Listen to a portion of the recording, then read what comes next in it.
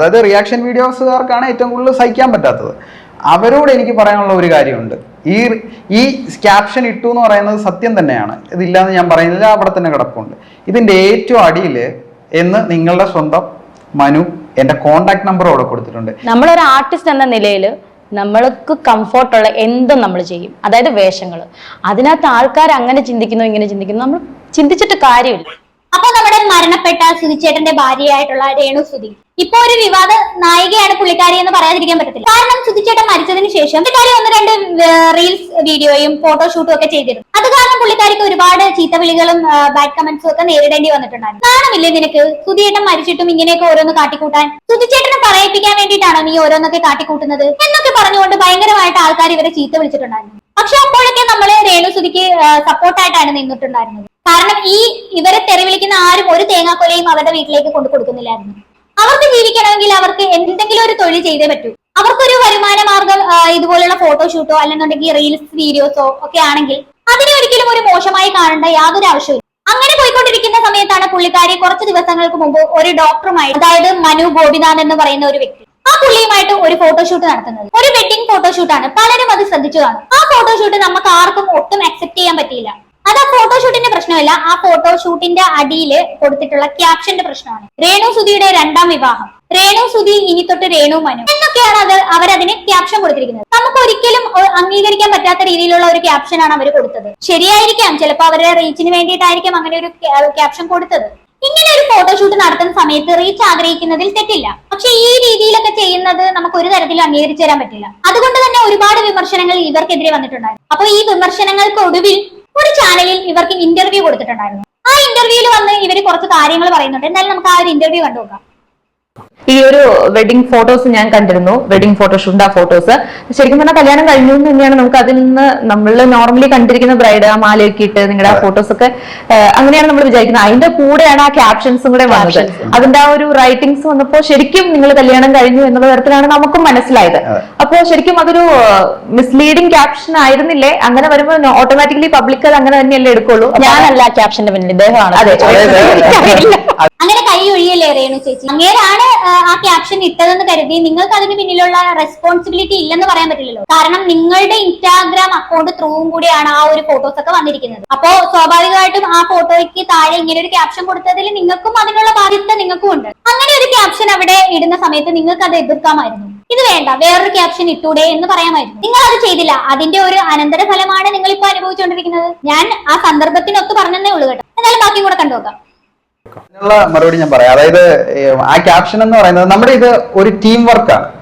ഒരാള് 2 ആള് അങ്ങനെയുള്ള ഒരു ഇതല്ല, നമ്മുടെ ഒരു ടീം വർക്ക്. അപ്പം ഓരോരുത്തർക്കും അവരുടേതായിട്ടുള്ള സജഷനും ഐഡിയാസും ഒക്കെ ഉണ്ട്. അപ്പം മുൻപ് ഫോട്ടോ ഫാക്ടറി എന്ന് പറഞ്ഞിട്ടൊരു സ്റ്റുഡിയോയ്ക്ക് വേണ്ടിയായിരുന്നു നമ്മൾ മോഡലിംഗ് ആയിരുന്നു, അതിന്റെ ഫോട്ടോഷൂട്ട് തന്നെ ആയിരുന്നു. പക്ഷെ ഇത് ആർട്ട് വേൾഡ് എന്ന് പറഞ്ഞിട്ട് നമ്മുടെ ഫ്രണ്ട്സ് എല്ലാവരും കൂടെ ചേർന്നിട്ട്, അതൊരു വലിയ കമ്പനി ഒന്നുമല്ല, ഒരു സ്റ്റാർട്ടപ്പ് പോലെ നമ്മൾ തുടങ്ങും. അപ്പൊ ഈ ആർട്ട് വേൾഡിന് വേണ്ടിയിട്ട് നമുക്കൊരു ശ്രദ്ധിക്കപ്പെടുന്ന ഒരു സാധനം ചെയ്യണം എന്നൊരു ഡിസ്കഷൻ ഉണ്ടായിരുന്നു. എന്ത് എന്നുള്ളത് നമുക്കൊരു കൺഫ്യൂഷൻ ആയിരുന്നു. അപ്പം ഓരോരുത്തരും ഓരോരോ സജഷൻസ് ഇങ്ങനെ അങ്ങനെ പറഞ്ഞു വന്ന കൂട്ടത്തില് അങ്ങനെ പറഞ്ഞു വരുന്ന കൂട്ടത്തിൽ രേണു ചേച്ചി അങ്ങ് എടുത്തല്ലേ. ഓൾറെഡി നമ്മുടെ രേണു ചേച്ചി ഇപ്പൊ വിവാദങ്ങളിൽ ഇങ്ങനെ നിറഞ്ഞു നിൽക്കുകയാണ്. രേണു ചേച്ചിനെ ഉപയോഗിച്ച് തന്നെ മറ്റൊരു രീതിയിൽ ഇങ്ങനെ നടത്തി കഴിഞ്ഞു കഴിഞ്ഞാൽ, ഫോട്ടോഷൂട്ടും കാര്യങ്ങളൊക്കെ നടത്തി കഴിഞ്ഞു കഴിഞ്ഞാൽ പിന്നെയും വിവാദങ്ങൾ ഉണ്ടാക്കാം. അങ്ങനെ ആ ഫോട്ടോഷൂട്ട് വൈറലാക്കി മാറ്റാം. അതായിരുന്നു ഈ പുള്ളിക്കാരന്റെ ഉദ്ദേശം. എന്തായാലും നല്ല ഉദ്ദേശമായിരുന്നു. കാര്യങ്ങളൊക്കെ വേണ്ട പോലെ തന്നെ നടന്നില്ലേ? എനിക്കിപ്പോ തോന്നുന്നത് വന്ന് രേണു ചേച്ചിയെ ഇവിടെ എല്ലാവരും യൂസ് ചെയ്യുന്നുണ്ടെന്നാണ്. കാര്യം ഞാൻ പറയുന്നത് ചതിക്കുഴിയിൽ പെടുത്തി ഓരോ കാര്യങ്ങൾ ചെയ്യിപ്പിക്കുന്ന പോലെ എനിക്കിപ്പോ തോന്നുന്നു. സംഭവം എന്താണെന്ന് വെച്ച് കഴിഞ്ഞാൽ രേണു ചേച്ചി നല്ല ബോൾഡാണ്. എന്തും ചെയ്യാനൊരു പ്രാപ്തിയുള്ള ഒരു ചേച്ചിയാണ്. നല്ലൊരു മൈൻഡ് സെറ്റ് ഉള്ള ഒരു വ്യക്തിയും കൂടിയാണ്. ഇവിടെ സംഭവിച്ചുകൊണ്ടിരിക്കുന്നത് അതിനെ പലരും മിസ്യൂസ് ചെയ്യുന്നുണ്ടെന്നാണ്. അത് രേണു ചേച്ചിക്ക് മനസ്സിലാവുന്നുണ്ടോ അതോ മനസ്സിലായിട്ടും മിണ്ടാതിരിക്കുവാണോ എന്നാണ് എനിക്ക് തോന്നുന്നത്. ബാക്കി കൂടെ കാണാം.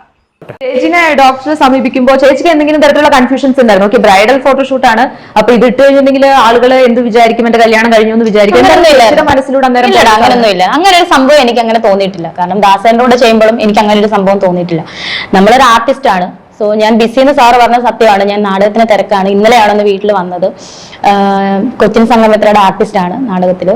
അപ്പം നമ്മളൊരു ആർട്ടിസ്റ്റ് എന്ന നിലയിൽ നമ്മൾക്ക് കംഫോർട്ടുള്ള എന്തും നമ്മൾ ചെയ്യും, അതായത് വേഷങ്ങൾ. അതിനകത്ത് ആൾക്കാർ അങ്ങനെ ചിന്തിക്കുന്നു ഇങ്ങനെ ചിന്തിക്കുന്നു, നമ്മൾ ചിന്തിച്ചിട്ട് യെസ്, ആ ചിന്താഗതിയോട് ഞാൻ 100% യോജിക്കുന്നു. മറ്റുള്ളവർ എന്ത് വിചാരിക്കുന്നു എന്ന് ചിന്തിച്ചാൽ നമുക്ക് ഒരു പരിപാടിയും നടക്കത്തില്ല. നമ്മൾ ചെയ്യാനുള്ളത് നമ്മൾ അങ്ങോട്ട് ചെയ്യും, മറ്റുള്ളവർ എന്ത് വിചാരിച്ചോട്ടെ, നമ്മൾ ചെയ്യാനുള്ളത് ചെയ്യുക, അത്രേ ഉള്ളൂ. അപ്പൊ അങ്ങനെ ചിന്തിച്ച് ജീവിക്കുമ്പോൾ നമ്മൾ ആരെയും മിസ്യൂസ് ചെയ്യാതെ നോക്കേണ്ടത് നമ്മുടെയും കൂടി കടമയാണ്. ഇപ്പൊ സോഷ്യൽ മീഡിയയിൽ അങ്ങനെ ചെയ്യുന്നത് കൊണ്ട് ഒരുപാട് കാര്യങ്ങൾ നമ്മൾ നേരിടേണ്ടി വരും. എന്തായാലും സോഷ്യൽ മീഡിയ എന്താണ് ഏതാണെന്ന് നമുക്ക് കൃത്യമായിട്ട് അറിയാം എല്ലാവർക്കും. ഇതിനേക്കാളും തൊട്ടാൽ കൊള്ളുന്ന വേറൊരു കാര്യം വേറെ ഇല്ല. ബാക്കി കൂടെ കാണാം. ഇത്ര പ്രതീക്ഷിച്ചില്ല അല്ലെ? ഇത്രയല്ല, ഇതിന്റെ പകുതി പോലും ഞാൻ പ്രതീക്ഷിച്ചില്ല. കണ്ടന്റ് ചെയ്യുന്നു, നമ്മള് കുറച്ചുപേര് വളരെ അടുത്ത ഓർമ്മയിലിരിക്കട്ടെ, കുറച്ചുപേരൊക്കെ അന്നും പക്ഷെ അത് നല്ലതായിട്ട് സ്പ്രെഡായി ആ ലെവൽ വരെയൊക്കെ ഇത് ഞാൻ പ്രതീക്ഷിച്ചുള്ളൂ. അന്ന് സൂസനുമായിട്ടുള്ള ഫോട്ടോഷൂട്ട്സിന്റെ ആ ഒരു ലെവല്. പക്ഷെ ഇത് അതിൽ നിന്നൊക്കെ കൈവിട്ടുപോയി എന്ന് പറഞ്ഞു കഴിഞ്ഞാൽ എനിക്ക് തോന്നുന്നു ഞാൻ ഇതുവരെ കേട്ടതിലെ മാക്സിമം കേട്ടിരിക്കുന്ന ഇതാണ്. നന്നായി, സ്വയം വരുത്തി വെച്ചതല്ലേ, അനുഭവിച്ചോ. ആരെങ്കിലും പറഞ്ഞു ആ ഫോട്ടോഷൂട്ടിന് അമ്മാതിരി ക്യാപ്ഷൻ ആരെങ്കിലും കൊടുക്കാൻ വേണ്ടിയിട്ട്? അതുകൊണ്ടല്ലേ ഇമാതിരി തെരുവില് കേൾക്കേണ്ടി വന്നത്. മര്യാദക്കുള്ള ഒരു ഫോട്ടോഷൂട്ട് ആയിരുന്നെങ്കിൽ ഇത്രയും തെരുവില് കേൾക്കേണ്ടി വരില്ലായിരുന്നു. എന്തായാലും അനുഭവിച്ചോ, അല്ലാതെ ഇപ്പൊ വേറെ എന്ത് പറയാനാ. ബാക്കിയും കൂടെ കാണാം.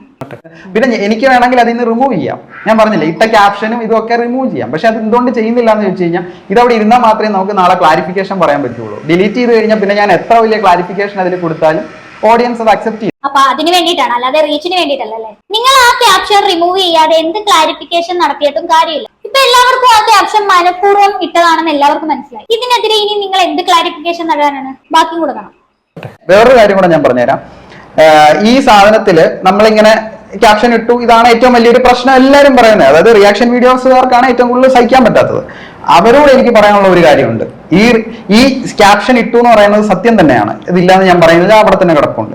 ഇതിന്റെ ഏറ്റവും അടിയിൽ എന്ന് നിങ്ങളുടെ സ്വന്തം മനു എന്റെ കോണ്ടാക്ട് നമ്പർ അവിടെ കൊടുത്തിട്ടുണ്ട്. ഈ കോണ്ടാക്ട് നമ്പർ ഞാൻ അവിടെ കൊടുത്തിട്ടുണ്ടെങ്കിൽ, അത് ഈവൻ ഞാനല്ല, ഇനി വേറൊരാളാണെങ്കിൽ ആരും ആയിക്കോട്ടെ, ഇപ്പൊ ഞാൻ എന്റെ പേജിനെ കുറിച്ച് ഞാൻ തന്നെ വെച്ചു, ഞാൻ അവിടെ കൊടുത്തിട്ടുണ്ടെങ്കിൽ ഉറപ്പായിട്ടും അതിന്റെ പർപ്പസ് എന്തായിരിക്കും? അവർക്ക് എന്തെങ്കിലും ഡൗട്ടോ ക്ലാരിഫിക്കേഷനോ വേണമെങ്കിൽ, അവർ വീഡിയോ ചെയ്യുന്നതിന് മുമ്പ് അവർക്ക് എന്തെങ്കിലും ഡൗട്ടോ ക്ലാരിഫിക്കേഷനോ അല്ലെങ്കിൽ വേറെ എന്തെങ്കിലും തരത്തിലുള്ള ഫർദർ ഡീറ്റെയിൽസ് അറിയണമെന്നുണ്ടെങ്കിൽ അവർക്ക് എന്നെ കോൺടാക്ട് ചെയ്യാൻ വേണ്ടിയിട്ടാണ് ഞാൻ നമ്പർ അവിടെ കൊടുത്തത്. ഇല്ലെങ്കിൽ നമ്പർ കൊടുക്കേണ്ട ആവശ്യമില്ല. അവിടെ ഈ നമ്പർ കൊടുത്തിട്ട് ഒരൊറ്റ റിയാക്ഷൻ വീഡിയോസ് ചെയ്ത ആളുകളെ, നിങ്ങളെപ്പോലെ ഇത്രയും എന്താ പറയുന്ന ഭയങ്കര റീച്ചിൽ നിൽക്കുന്ന യൂട്യൂബ് ചാനലുകൾ നമ്മളെ കോൺടാക്ട് ചെയ്ത് ഇന്റർവ്യൂസിന് വേണ്ടി കോൺടാക്ട് ചെയ്തതെന്നല്ലാതെ ഒരൊറ്റ റിയാക്ഷൻ വീഡിയോസ് ചെയ്ത ആളുകൾ പോലും ഇതെന്താണ് സംഭവം, ഇത് ആഡാണോ, സിനിമയാണോ, സീരിയലാണോ, അല്ലെങ്കിൽ നിങ്ങൾ കല്യാണം കഴിച്ചതാണോ ചോദിച്ചിട്ട് ഒരാൾ പോലും ഇതിന് ചോദിക്കണം. നിങ്ങൾ ഞങ്ങളോട് ചോദിച്ചിട്ടല്ലല്ലോ ആ ഫോട്ടോയ്ക്ക് ആ ക്യാപ്ഷൻ കൊണ്ട് കൊടുത്തത്. അപ്പൊ പിന്നെ നിങ്ങളെ വിളിച്ചു ചോദിക്കേണ്ട കാര്യം ഞങ്ങൾക്കില്ല. പിന്നെ നിങ്ങളുടെ ഫോട്ടോഷൂട്ട് റിയാക്ട് ചെയ്യുന്ന എല്ലാവർക്കും അറിയാം അതൊരു ഫോട്ടോഷൂട്ട് തന്നെയാണ്. ആരും അത് കല്യാണമാണെന്ന് തെറ്റിദ്ധരിച്ചിട്ടില്ല. എല്ലാവരും അത് മനസ്സിലാക്കി തന്നെയാണ് റിയാക്ട് ചെയ്തത്. പിന്നെ അത് അവിടെ ക്ലാരിറ്റി ചെയ്യേണ്ട ആവശ്യകത എന്താണ്? എല്ലാവരും അവിടെ ചൂണ്ടിക്കാണിച്ചത് നിങ്ങൾ ഫോട്ടോഷൂട്ട് നടത്തിയതിനല്ല, നിങ്ങൾ ആ ഫോട്ടോഷൂട്ടിന് കൊടുത്ത ക്യാപ്ഷൻ ആണ്. ഓക്കെ, ഇനി നിങ്ങൾ റിയാക്ഷൻ വീഡിയോസ് ചെയ്യുന്നവര് വിളിച്ചു എന്ന് വിചാരിക്കാം. അത് കാരണം നിങ്ങൾ ആ ഒരു ഫോട്ടോഷൂട്ടിന് കൊടുത്ത ക്യാപ്ഷൻ നീക്കം ചെയ്യുമോ? ഇല്ലല്ലോ. അപ്പൊ നിങ്ങളെ ഞങ്ങൾ ഫോൺ വിളിച്ചിട്ട് എന്താ കാര്യം? ഒരു കാര്യമില്ല. ഇനിയിപ്പോ ഇതിൽ നിന്ന് നിങ്ങളെ എങ്ങനെ തലകുത്തി മറിഞ്ഞാലും നിങ്ങൾ കാണിച്ചത് അൺഎക്സ്പെക്ടഡ് ആയിട്ടുള്ള കാര്യം തന്നെയാണ്. രേണു വീണ്ടും വിവാഹിതയായോ, രേണു സുധി ഇനി തൊട്ട് രേണു മനു എന്നൊക്കെ പറഞ്ഞ് ക്യാപ്ഷൻ കൊടുത്തത് ഒരു തരം നാറിത്തരം തന്നെയല്ലേ. എന്തായാലും ഇതൊക്കെ കഴിഞ്ഞിട്ട് ലാസ്റ്റ് അവസാനം ആശ ഒരു കാര്യം കൂടി പറയുന്നുണ്ട്. നമുക്ക് എന്തായാലും അതും കൂടി ഒന്ന് നോക്കാം. പിന്നെ ഈ കുറ്റം പറയുന്നവരോടെല്ലാം എനിക്ക് പറയാനുള്ളത്, നിങ്ങൾ എനിക്ക് ഓപ്പർച്യൂണിറ്റീസ് താ.